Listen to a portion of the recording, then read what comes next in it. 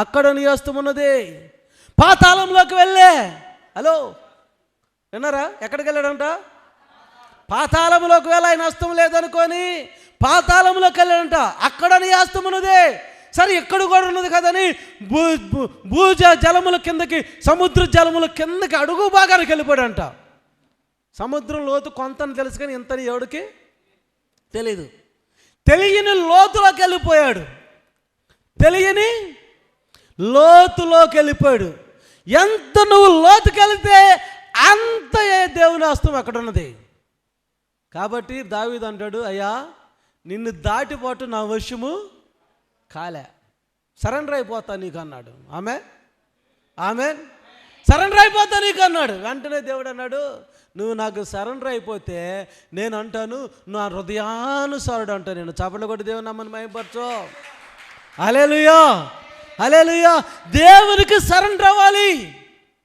దేవుడు నిన్ను చూస్తాడు, దేవుడు నిన్ను పట్టుకుంటాడు. దేవుడు పట్టుకున్నప్పుడు నువ్వు దొరకాలి దేవుడికే. దేవుడిని నువ్వు పిలవాలి. దేవుణ్ణి, అయ్యా నేను ఎక్కడున్నా నువ్వు నన్ను పట్టుకోమంటే ఎట్ట పిలవాలి? పిలవటం మీనింగ్స్ ప్రార్థన. ఆమెన్. పిలవటం మీనింగ్స్ ప్రార్థన చేస్తే దేవుడు పిలిచినట్టే. నువ్వెంతసేపు ప్రార్థన చేస్తే అంతసేపు దేవుడు నీతో ఉంటాడండి. నిమిషం చేస్తే నిమిషం దేవుడు ఉంటాడు నీతో. 10 నిమిషాలు చేస్తే 10 నిమిషాలే ఉంటాడు.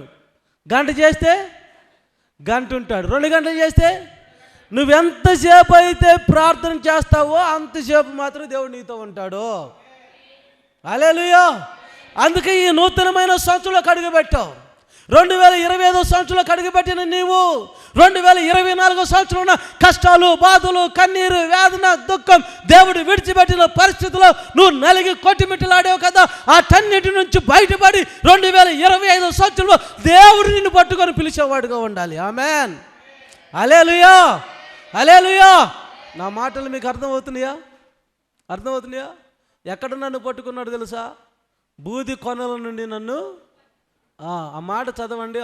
10వ వచనం, 11వ వచనం చూడండి. 11వ వచనం చూడండి.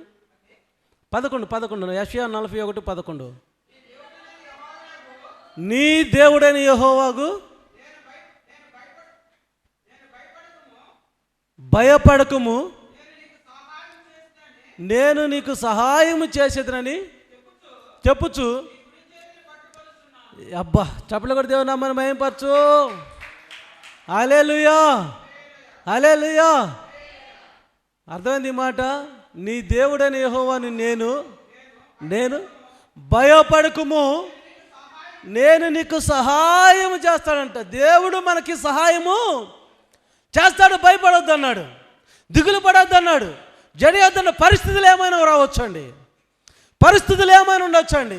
షడ్రకు, మేషకు, అబేద్నెగోలు అగ్నిగుండంలో పడవేయటానికి వెళ్తుంటే దేశ ప్రజలందరూ కూడా ఆ ప్రతిమకు సాగిలు పడ్డారే కానీ 3 వ్యక్తులు మాత్రం దానికి సాగిలు పడలేకపోయారు. భటులు వచ్చారు. వచ్చి, అరే షడ్రకు, ఏమయ్యా మేషకు, ఓ అబేద్నెగోలు, మీ దుంపల వేగ యవ్వన కాలంలో ఉన్నారయ్యా, పెళ్ళిళ్ళు కాలేదయ్యా, బోల్డంత లైఫ్ ఉందయ్యా, మీకు చక్కగా మంచి సంసారం, కుటుంబ వ్యవస్థలోకి వెళ్ళాలయ్యా. మీరు ఈ దేశంలో ఇంకెంతో సాధించాలి, ఎంతో సంపాదించాలయ్యా, పేరు ప్రఖ్యాతులు సంపాదించాలి. ఈ బానిసత్వం ఏముందలే, కొన్ని రోజుల తర్వాత ఇక్కడ నుంచి విడిపించబడితే బాగుంటుంది కదా. అందరు చూడు, కొన్ని లక్షల మంది సాగిలు పడ్డారు, మీరెందుకు సాగిలు పడలేదు?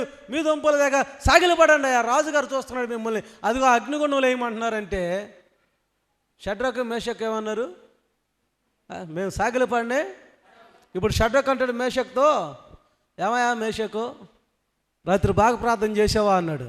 మేషక్ అన్నాడు, షడ్రక్ నేను బాగా ప్రార్థన చేశాను, దేవుడు నాకు తోడై ఉన్నాడు, దేవుడు ఏ స్థలంలోనైనా ఏ స్థితిలో అయినా నన్ను కాపాడుతానని జవాబు ఇచ్చాడు అన్నాడు. మేషక్ని అడిగారు, మేషకు ఇప్పుడు నీ ప్రార్థన ఏంటి అన్నాడు. మేషక్ కూడా ఒకటే సమాధానం చెప్పాడు. ఏమని? దేవుడు నేను రాత్రి ప్రార్థన చేశాను, పరిస్థితులు ఏమైనా, ప్రతికూల సమయమైనా దేవుడు నన్ను కాపాడుతాను. షడ్రక్ని అడిగారు, షడ్రకు ఒకటే మాట చెప్పాడు, నేను రాత్రి ప్రార్థన చేశాను, దేవుడు నాకు తోడుగా ఉన్నాడు, నాకు కూడా కాపాడుతాడు అన్నాడు. 3 ఒకే మాట మీద ఉన్నారు, 3కి ఒకటే తోడై ఉన్నాడు. 3 మనసులు ఒకని మీదే అనుకున్నాయి. హల్లెలూయా. ముగ్గురు మనుషులు ఒక ఆయన మీదే. సంఘము దేవుని మీద ఆనుకోవాలి. నీ మనసు దేవునితో టైఅప్ అయి ఉండాలి. నీ మాట దేవునిది అయి ఉండాలి. నీ నడక దేవుని వైపు అయి ఉండాలి. నీ పరుగు దేవుని వైపు ఉండాలి. నీ ఆలోచన దేవుని వాక్యమై ఉండాలి. హల్లెలూయా, హల్లెలూయా. చూడండి, ముగ్గురు ఒకే మాట. దేవుడు నాకు తోడుకున్నాడు, దేవుడు నాకు తోడుకున్నాడు, దేవుడు నాకు తోడుకున్నాడు. దేవుడు ఏ స్థితిలోకైనా నన్ను కాపాడుతాడు, దేవుడు ఏ స్థితిలో నన్ను కాపాడుతాడు, దేవుడు ఏ స్థితిలో నన్ను కాపాడుతారు. భటులు చెప్పారు, మీరు వచ్చిన పని మీరు చేసుకుని వెళ్ళండి అయ్యా అన్నారు. అయ్యో ఎవరి కాలంలో ఉన్నారు బాబు, నా మాట వినండి అయ్యా, ప్లీజ్ ప్లీజ్ బాబు. అదే పరిస్థితి మీకు వస్తే మీరు ఏం చేస్తారు? ఒకవేళ అలాంటి పరిస్థితి వచ్చిందనుకోండి, అగ్నిగుండంలో తొయ్యమంటారా, యేసును వదిలిపెడతారా అన్నారనుకో, మనమేమంటాం?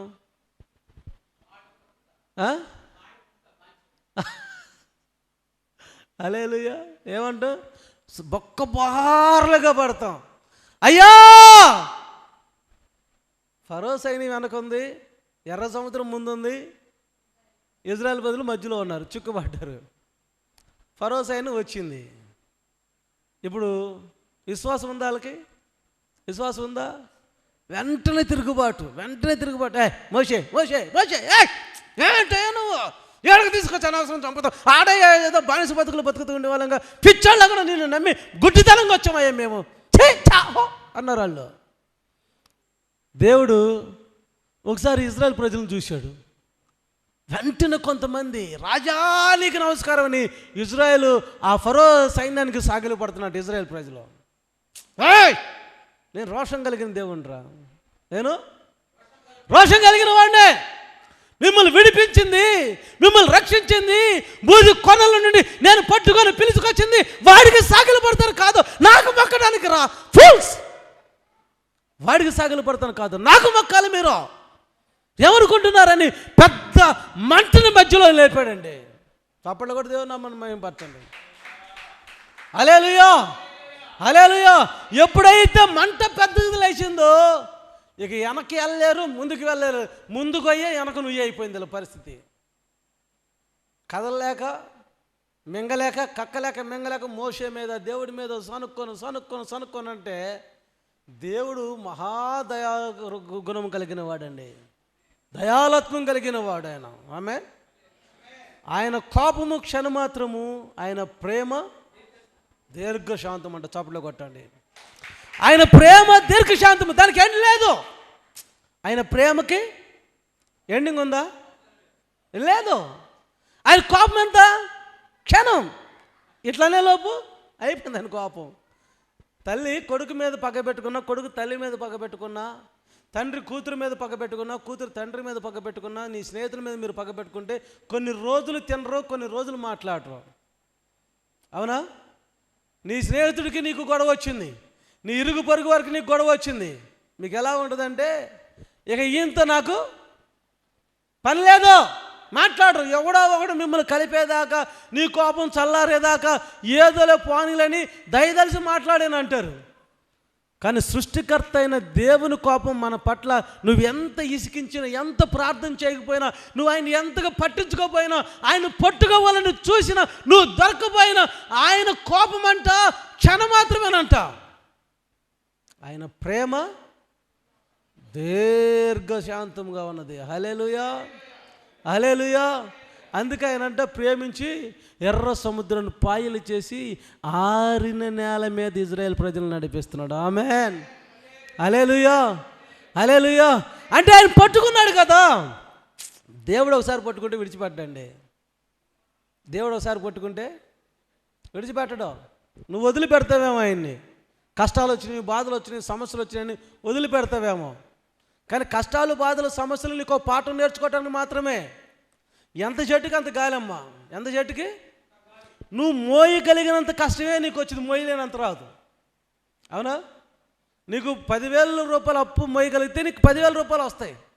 ఆ సమస్యను తీర్చుకోగలవు నువ్వు. కానీ కొంతమంది ఏం చేస్తారు, నాకు ఎందుకు అప్పు రావాలి, దేవుడు లేడు, గీవుడు లేడు అని మాట్లాడుతూ ఉంటారు. దేవుడు అనగానే రెడ్ కార్పెట్ వేసి మిమ్మల్ని సరాసరి సింహాసనం దగ్గర తీసుకెళ్ళడు.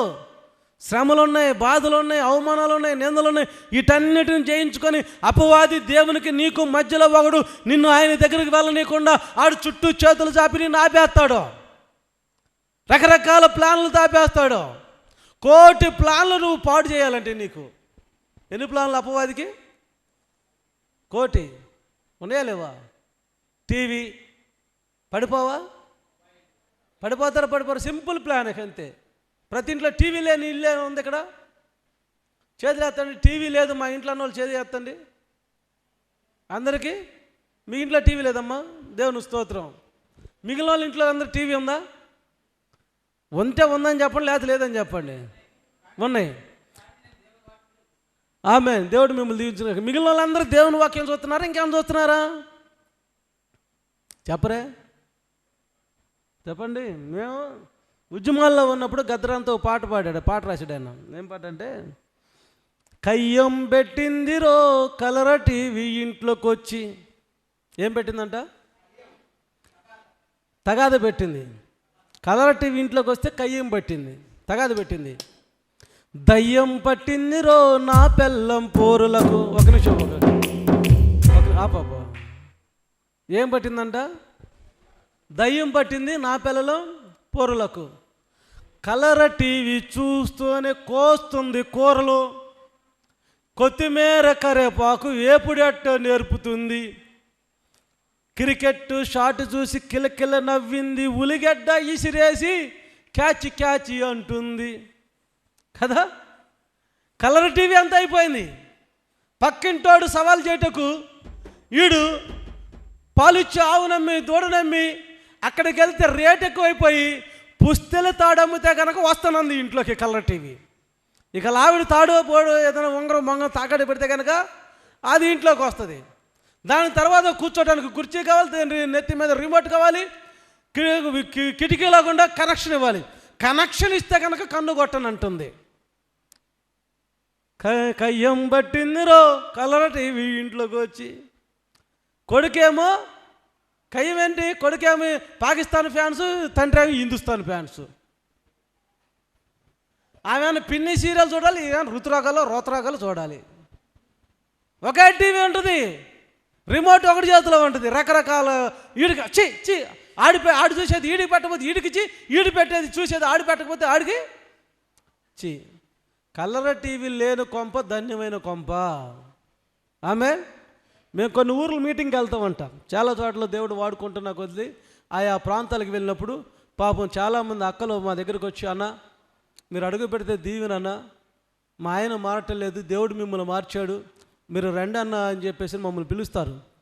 మేము అనుకుంటాము ఖచ్చితంగా అమ్మ సహోదరి మీరు మీ కుటుంబం దీవించబడాలి, మీ కుటుంబం ఆశీర్వదించబడాలని మేము ఆ గుమ్మంలోకి వెళ్దామని ఆ ఇంట్లోకి అడుగు పెట్టగానే నట్టింట్లో అలా ఆయన పిన్ని చిన్ని అదేంది దీపం పాపం ఇవన్నీ మోగుతూ ఉంటాయి. పాపం ఇంట్లోకైనా మమ్మల్ని తీసుకెళ్లారు, పంచలను ప్రార్థన చేయన్నా అంటారు. ఇక ఎక్కడుండాలి దేవుడు? ఎక్కడుండాలి దేవుడు? ఎక్కడుంచుతున్నారు? హల్లెలూయా, హల్లెలూయా. టీవీ బయట ఉంటే ప్రార్థన మీ ఇంట్లో ఉంటుంది. ప్రార్థన బయట ఉందనుకో టీవీ అంతే. Simple think. ఇందులో ఇక వేరే పెద్ద బుర్ర బాదుకోవాల్సిన అవసరం లేదు. అందుకే దేవుడు అంటాడు, షడ్రకు మేషక్ అబేద్నెగోలు అన్నారు చక్కగా, నాతో దేవుడు మాట్లాడారు. షడ్రకు మేషక్ మరేం వరి అవ్వాల్సిన పని లేదు. రాజు చూస్తున్నాడు. రాజు చూస్తుంటే రేయ్ లాస్ట్ సారి చెబుతున్నా మిమ్మల్ని కేసేస్తాం మంటలు అన్నాడు. ఇప్పుడు వీళ్ళ సమాధానం ఏంటి తెలుసా? ముగ్గురు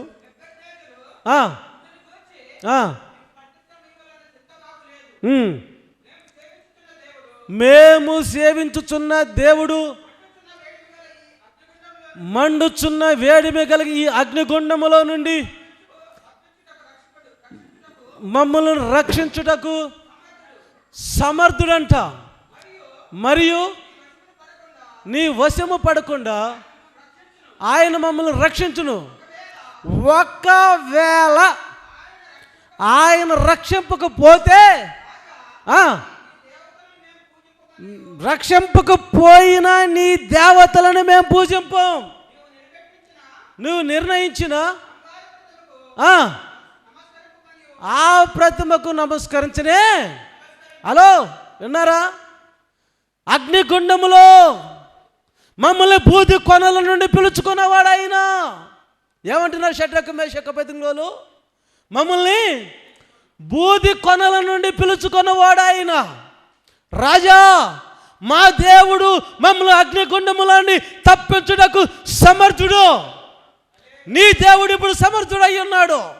ఆయన కాపాడుటకు, నిన్ను రక్షించుటకు, నిన్ను పోషించుటకు, నిన్ను దీవించుటకు, 10 మందిలో తల ఎత్తుకొని నడువుటకు, నీ అడుగులు ఈ భూమి మీద స్థిరపరచుటకు, నీ అడుగులు పాతాళములకి పోనీయకుండా, నాశనకరమైన త్రావులో నిలబడనీయకుండా, సర్వోన్నతుడైన దేవుని సింహాసనం మీద నడిపించుటకు ఆయన సమర్థుడు.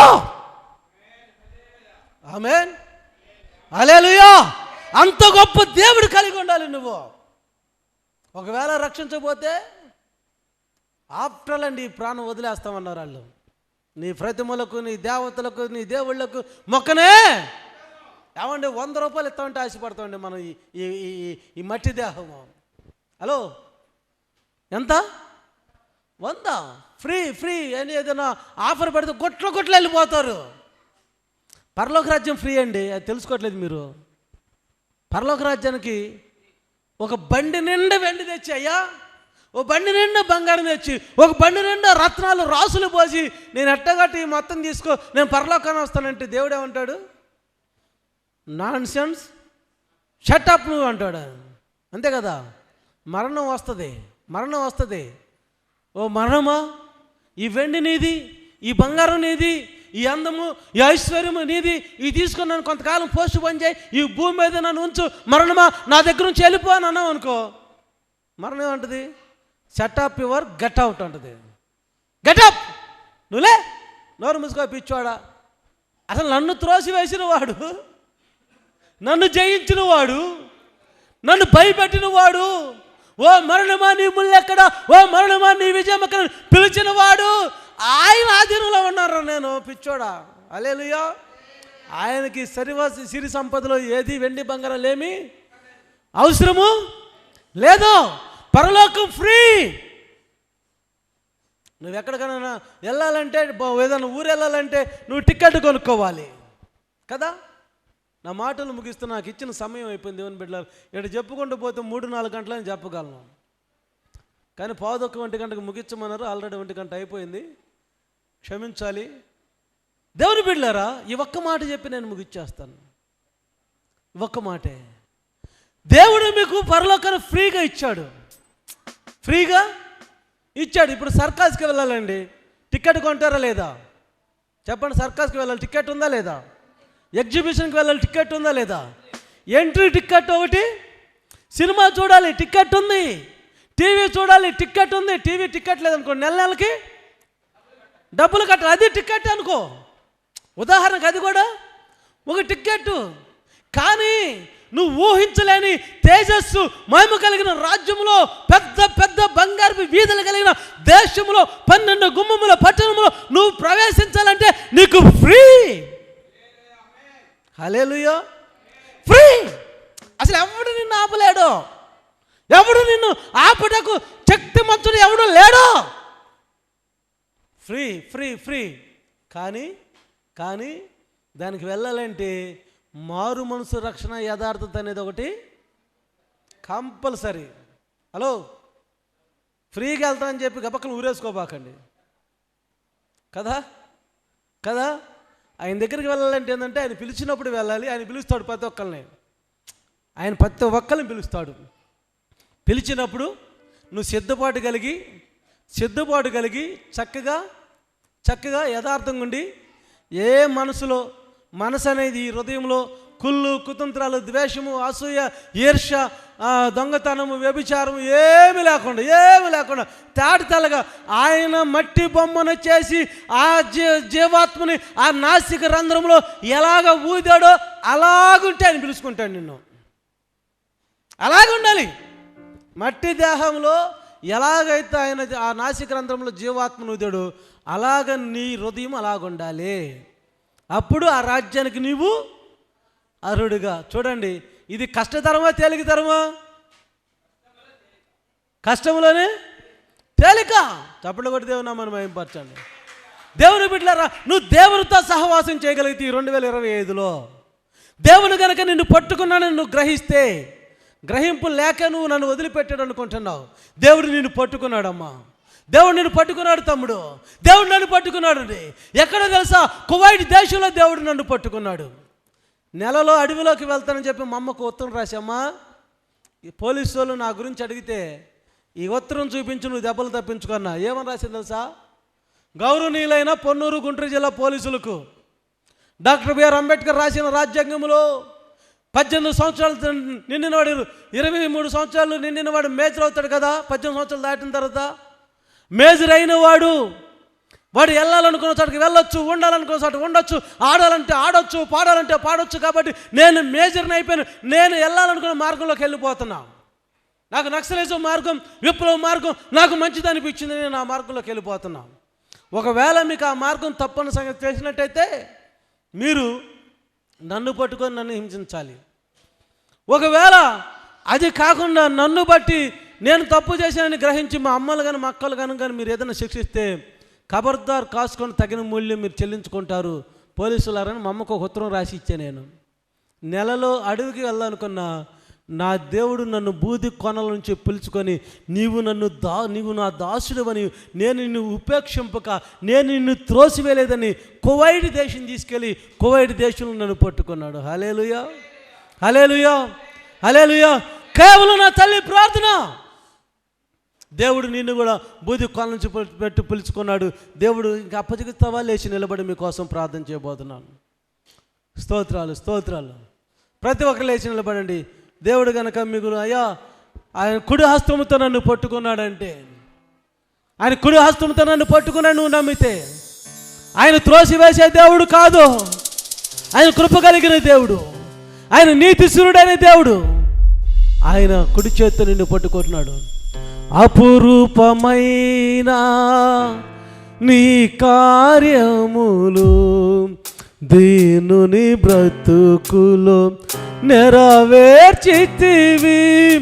అపురూపమైన నీ కార్యములు దీనులో నెరవేర్చితివి. దాసుడవనియు స్నేహితుడనియో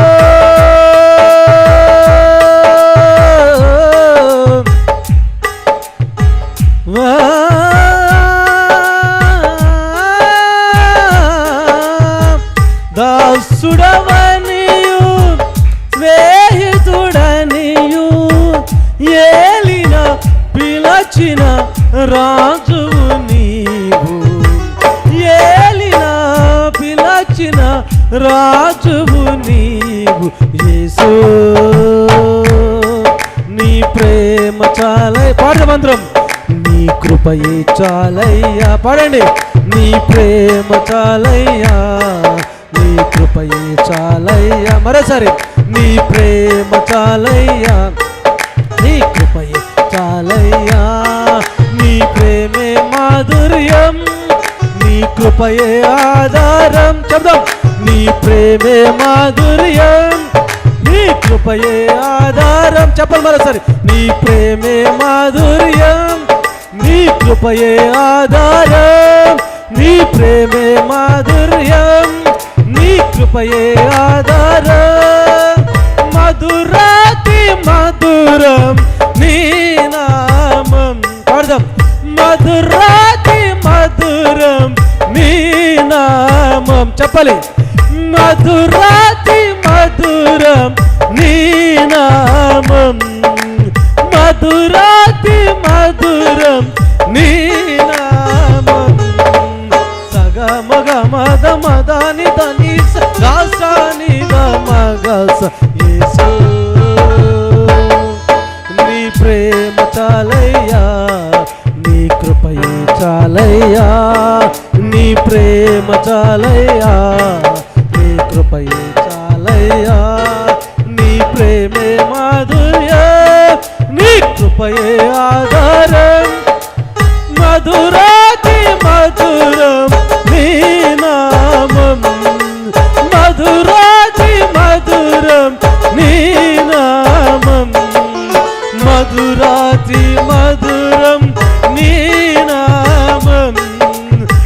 కాదురా